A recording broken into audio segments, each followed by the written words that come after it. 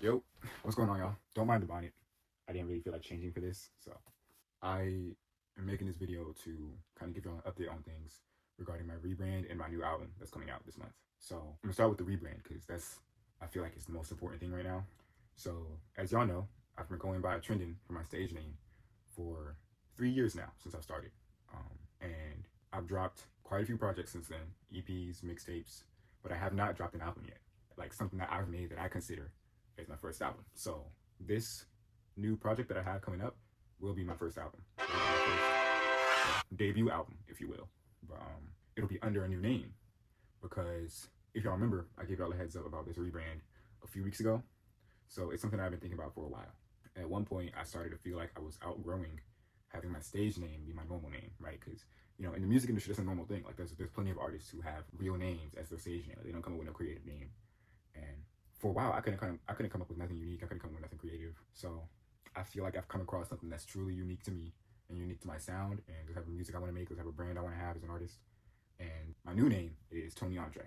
It's kind of a combination of my middle and first name, which is Trendan Antonio. But anyway, I felt like it was time for a change, especially with this project.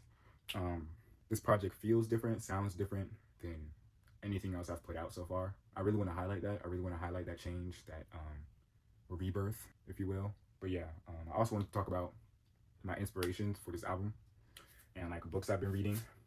So I got this book that I got from a award at school for my junior year.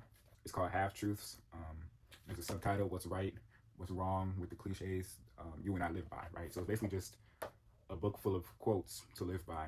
I've read through maybe like half of it so far. Like for example, there's one that says it could be worse, and it says it's no use complaining. Things are bad, but not as bad as all that. Think of all the other things that could have gone wrong. Be grateful for the good you have, and that's something that anybody can relate to, really. But I also have this book called Dilla Time.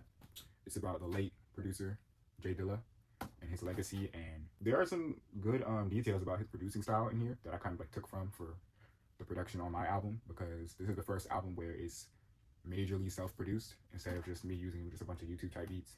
I learned a lot from this. There's also this Miles Morales book. This has nothing to do with the album. I just liked the book. Last but not least, I have the Bible, right? And for the concept of the album, this will make sense. Y'all don't get it right now, but when but I read through verses that I felt like connected to what I was writing about. I don't think research is the right word, but I did a lot of like skimming through just for inspiration. Like when I was first making this project. Well, let me not say too much because I'm but yeah, stay tuned for more. I got a lot more coming. Rollout finna be crazy. I got all kinds of plans. So